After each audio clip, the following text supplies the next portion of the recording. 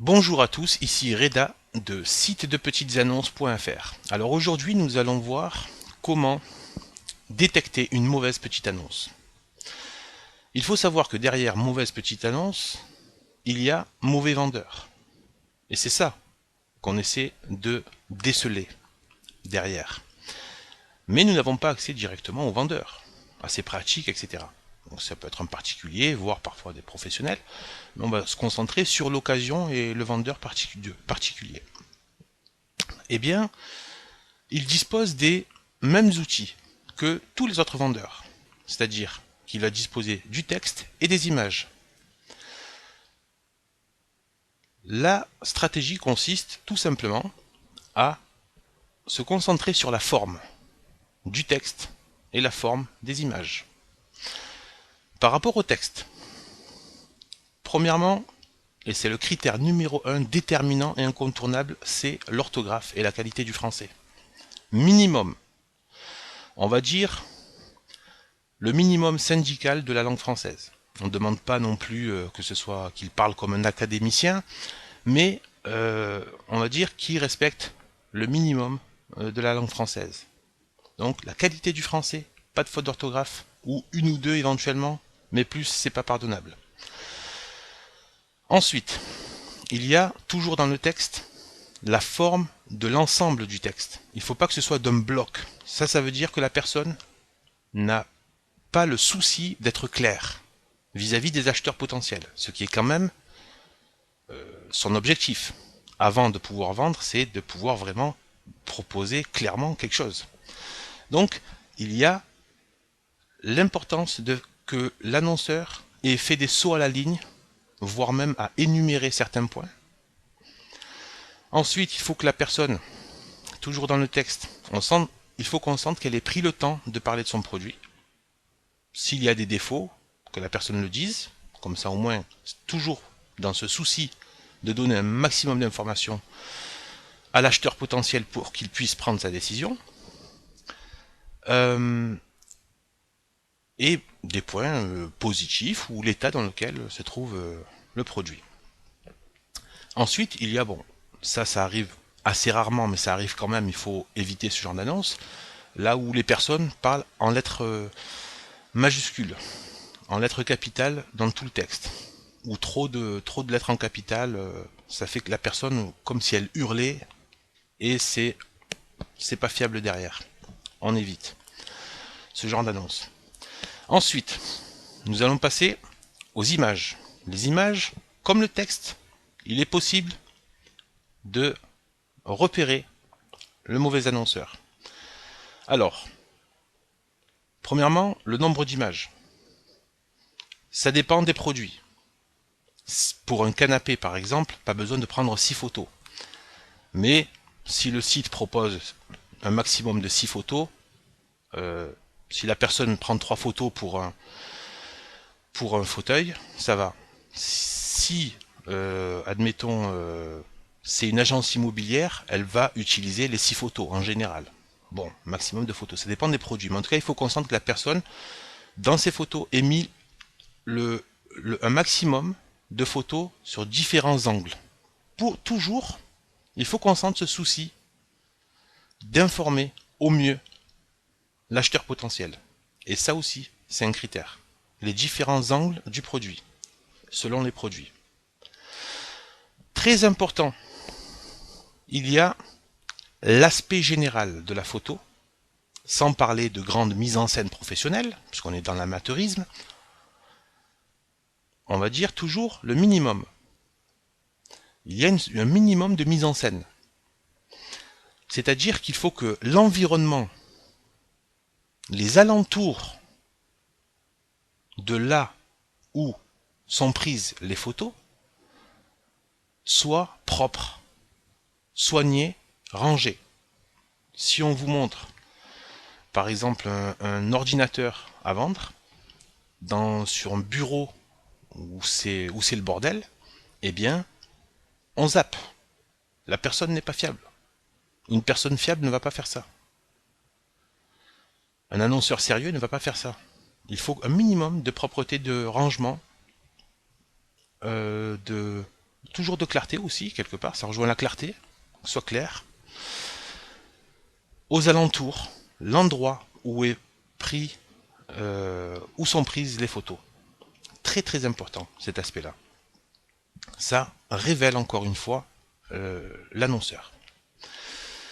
La mauvaise petite annonce va faire donc ce que je viens de dire, une photo bâclée, dans un endroit inapproprié, voilà. Donc l'environnement où, où se trouve le produit dans la photo. Très important qu'il soit soigné, rangé.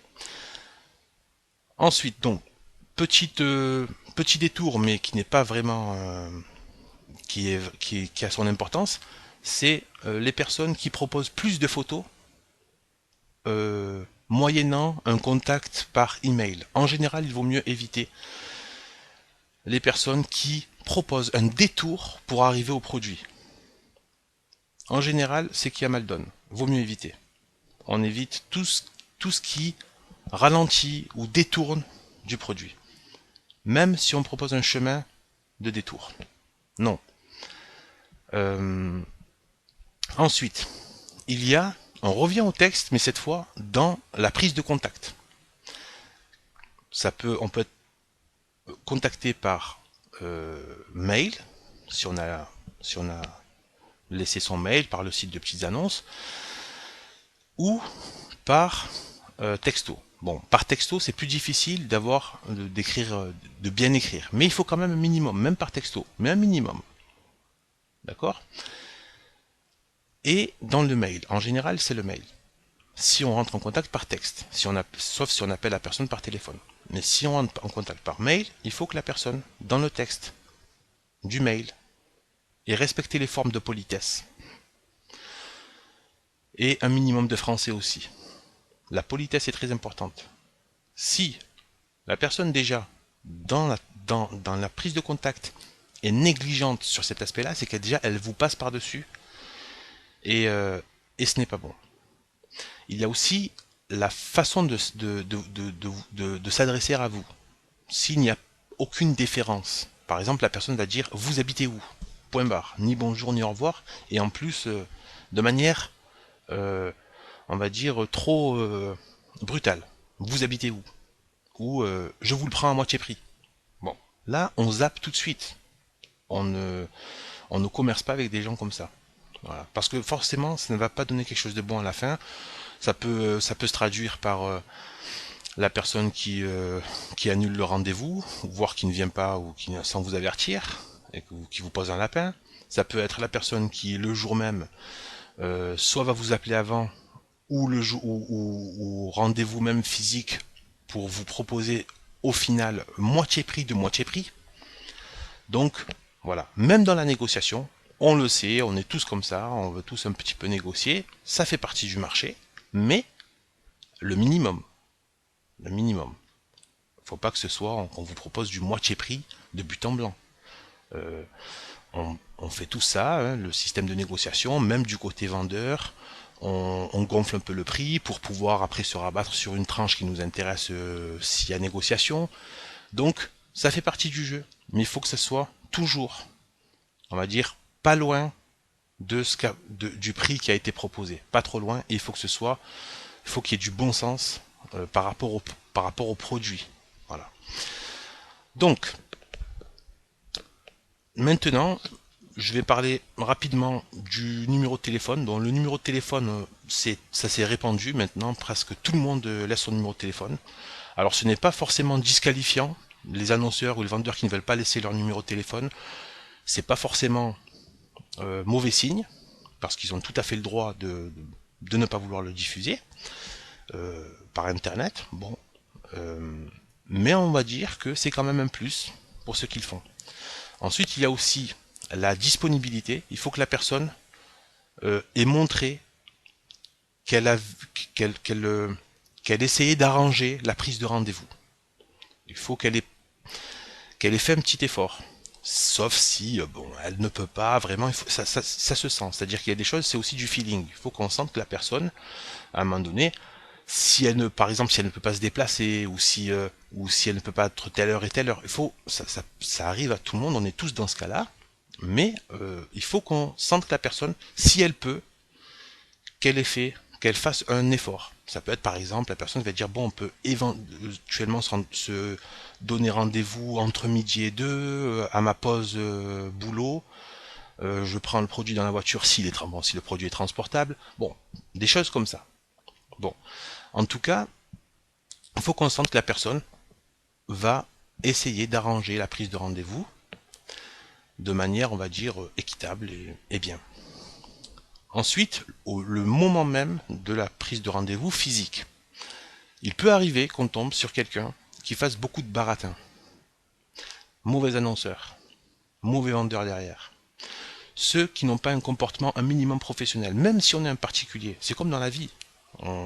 Même si on est un particulier dans plusieurs aspects de ce qu'on fait ou dans la société, on a un minimum de comportement. Si la personne est trop dans le baratin et qu'elle parle, qu'elle est trop sur d'autres choses, qu'elle se désaxe du produit, du service, qu'elle essaie de faire une sauce, il faut qu'elle reste sur le produit et sur votre satisfaction par rapport à ce produit. Par exemple, qu'elle n'hésite pas à vous laisser le temps vraiment de regarder les choses. Il ne faut pas qu'elle vous interrompe pendant que vous êtes en train d'essayer de regarder, de vérifier. La personne doit savoir que c'est normal de vérifier un produit, surtout quand il n'est pas neuf. Donc le temps de le regarder. Si la personne est mal à l'aise vous-même mal à l'aise par rapport à ça, c'est que déjà il y a un problème. Ou on va dire qu'elle essaie de répondre à vos questions, qu'elle prenne en compte vos questions, pas qu'elle anticipe en permanence pour vous amener ailleurs. Donc le baratin, il faut faire attention. Il faut que la personne reste concentrée sur le produit et sur votre satisfaction par rapport à ce produit. Et qu'elle reste concentrée là-dessus. Puisque on ne se connaît pas, on n'est pas là pour des rapports personnels. Donc, bien sûr, il peut y avoir un minimum de cordialité, bien entendu. On n'est pas des sauvages, mais ce que je veux dire, c'est que il faut que l'essentiel de la rencontre, transaction, de la part du vendeur se fasse de manière un minimum professionnelle, c'est-à-dire concentré sur votre satisfaction par rapport au produit ou au service. Il faut qu'il reste concentré là-dessus. Il faut qu'on sente que ce soit ça son souci. Voilà.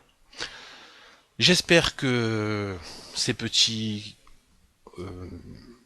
repères vous aideront dans vos transactions par petites annonces. En tout cas, vous pouvez nous retrouver sur notre site qui se nomme site-de-petites-annonces.fr et à bientôt pour de nouvelles petites astuces sur le sujet des petites annonces.